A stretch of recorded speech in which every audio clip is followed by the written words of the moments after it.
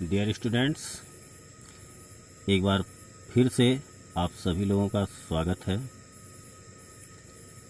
आइए आज हम लोग इस वीडियो में ए गर्ल विथ बास्केट नामक पाठ के थर्ड पार्ट का अध्ययन करेंगे।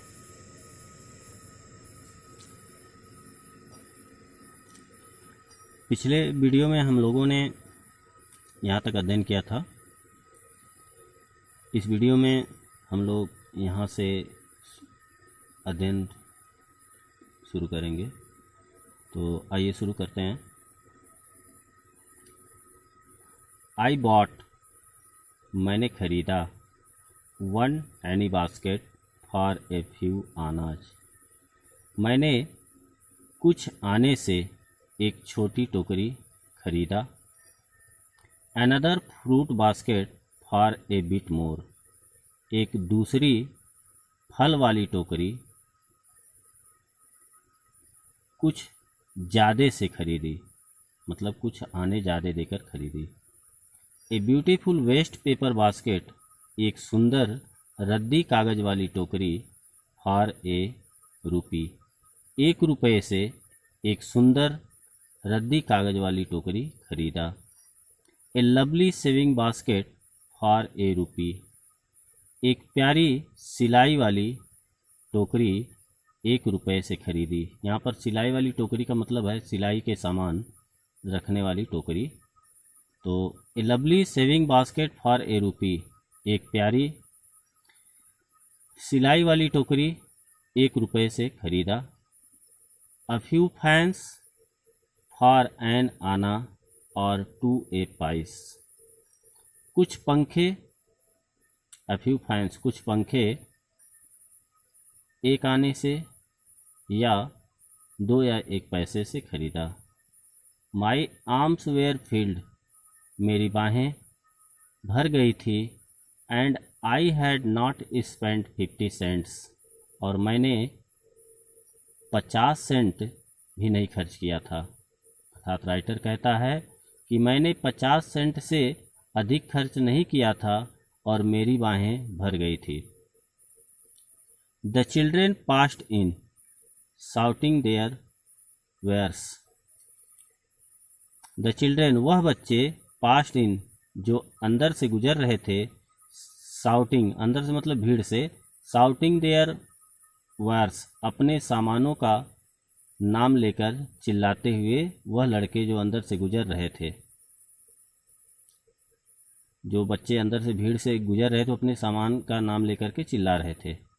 आई वॉज ए प्रिजनर, मैं एक कैदी था।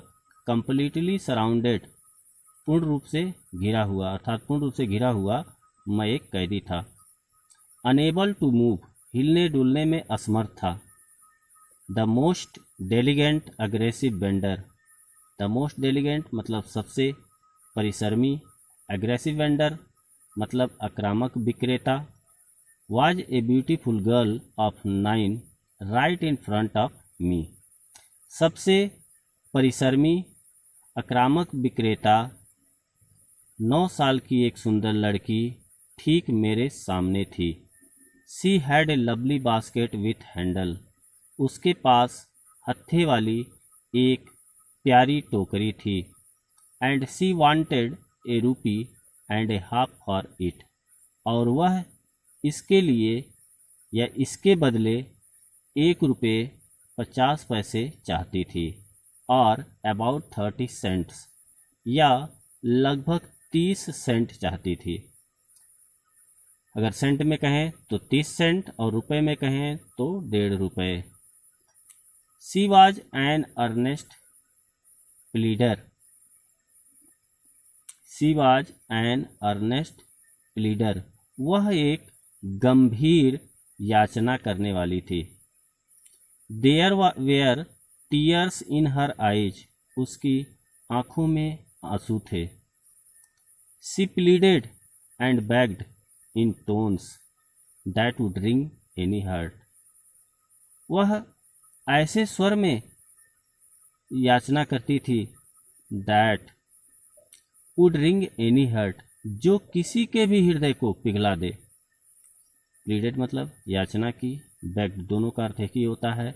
इन टोन्स, टोन्स मतलब स्वर में, that would ring any heart. She pleaded and begged in tones that would ring any heart. वह ऐसे स्वर में याचना करती थी कि किसी के भी हृदय को पिघला दे। माई आर्म्स वेयर फुल, मेरी बाहें भर गई थी। आई हैड नो रूम, मेरे पास जगह नहीं थी। Let alone any need for another basket, और ना ही एक दूसरी टोकरी की जरूरत थी। Balancing my baskets and fans on my left arms, अपने बाईं बाह में अपनी टोकरियों और पंखों को संतुलित करते हुए I reached into my right coat pocket, मैंने अपने हाथ को कोट की दाईं जेब में पहुंचाया। एंड गॉट, और पाया, ए हैंडफुल ऑफ चेंज, और एक मुट्ठी चेंज पाया। परहैप्स, शायद 15 सेंट्स इन ऑल, शायद कुल 15 सेंट थे। विच आई, जिसे मैंने डिपोजिटेड, दे दिया या डाल दिया, विच आई डिपोजिटेड, जिसे मैंने डाल दिया, इन द बास्केट, टोकरी में, इन द बास्केट, टोकरी में। That the young girl held imploringly before me, जिसे वह छोटी लड़की उत्साहपूर्वक याचना करते हुए मेरे सामने पकड़ी हुई थी। अर्थात राइटर उस टोकरी में डाल दिया जिस टोकरी को वह छोटी लड़की उत्साहपूर्वक याचना करते हुए मेरे सामने पकड़ी हुई थी। आई ट्राई टू एक्सप्लेन, मैंने स्पष्ट करने की कोशिश की, मैंने बताने की कोशिश की, दैट कि I could not by the basket, मैं टोकरी को खरीद नहीं सकता था। बट एक्सटेंडेड, लेकिन दे दिया था, the gratuity as a substitute, लेकिन दे दिया था, द ग्रेच्युटी, दान, एज ए सब्स्टिट्यूट, के बदले, लेकिन मैंने उसके बदले, किस चीज़ के बदले, जो पैसा वह लड़की चाहती थी टोकरी के बदले, उसके बदले मैं दान के रूप में उसे दे दिया था। आई रियलाइज्ड, मैंने महसूस किया, एट वंस, तुरंत, मैंने तुरंत महसूस किया, what offence I had given, what offence I had given, कि मैंने क्या अपराध कर दिया था। दिस चाइल्ड ऑफ 9, यह 9 वर्ष की बच्ची, dressed in rags, dressed in rags, dress मतलब कपड़े पहनी हुई थी, इन रैक्स फटे चिटे कपड़े पहनी हुई थी। And on the edge of starvation, और भूखमरी के कागार पर थी। रेज्ड हर चिन, अपनी ठुड्डी को उठाई। रीच्ड इनटू द बास्केट, टोकरी तक पहुंची। And with all the pride and graciousness of a lady, और एक महिला के पूरे गर्व और शान के साथ, महिला के पास जो गर्व और शान होता है उसके साथ, गर्व और शान के साथ, handed the money back to me, वापस, रुपए को वापस मुझे लौटा दी। There was only one thing I could do, मात्र एक चीज थी, आई कुड डू, जो मैं कर सकता था। आई बॉट द बास्केट, मैंने टोकरी खरीद ली। सी वाइप्ड हर आइज, उसने अपने आंखों को पोंछा। स्माइल्ड, मुस्कराई। And dash down the platform, और दौड़ते हुए प्लेटफॉर्म के नीचे चली गई।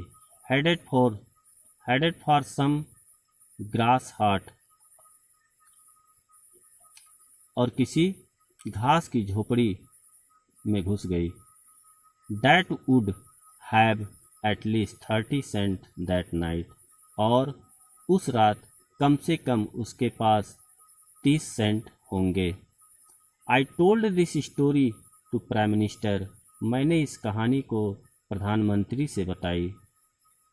छात्रों, यह कहानी उस समय की है जब हमारे देश के प्रधानमंत्री पंडित जवाहरलाल नेहरू थे, और विलियम सी डगलस सर जो हैं उस समय 1950 में भारत आए हुए थे। तो उसमें भारत के प्रधानमंत्री, first prime minister of India Pandit Jawaharlal Nehru थे। तो इन्होंने यह कहानी जो है पंडित जवाहरलाल नेहरू को बताई। I told this story to prime minister, मैंने यह कहानी प्रधानमंत्री पंडित जवाहरलाल नेहरू को बताई। आई टोल्ड हिम, मैंने उनसे बताया। इट वॉज वन रीजन, यह एक कारण था। I had fallen in love with India, जिससे मैं भारत से प्रेम करने लगा। यही कारण था कि जिससे मैं भारत से प्रेम करने लगा था। द पीपल आई सा इन इंडिया, वह लोग जिन्हें मैंने भारत में देखा। Those in the village as well as those in high offices, वे जो गांव में रहने वाले थे। एज वेल एज, साथ ही साथ वे जो उच्च पद पर थे।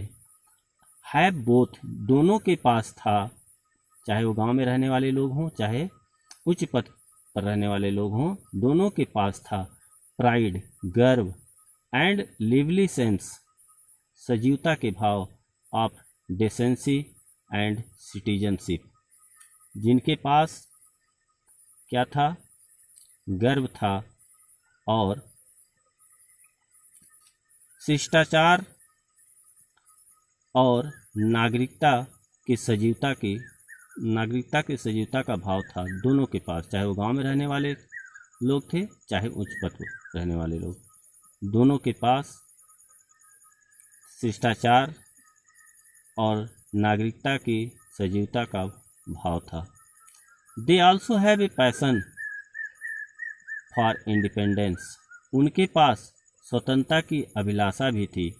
दिस ब्यूटीफुल चाइल्ड, यह सुंदर लड़की, born in secular and poverty, जिसका जन्म गंदे स्थानों पर और गरीबी में हुआ था। Uneducated in both grammar and manners, जो ग्रामर और तौर तरीके दोनों में अशिक्षित थी। Had given me a glimpse of the warm soul of India, जिसने मुझे भारत के स्नेहमयी आत्मा की एक झलक दिखा दी थी, जिसने मुझे भारत के स्नेहमयी आत्मा की एक झलक दे दी थी या दिखा दी थी। छात्रों, ये लेसन आपका यहीं पे ख़त्म हो जाता है। उम्मीद करता हूँ आप लोग को अच्छी तरह से समझ में आ गया होगा। और जिन छात्रों ने अभी तक हमारे इस चैनल को सब्सक्राइब नहीं किया है तो सब्सक्राइब कर लें और अपने कमेंट ज़रूर लिखें। धन्यवाद।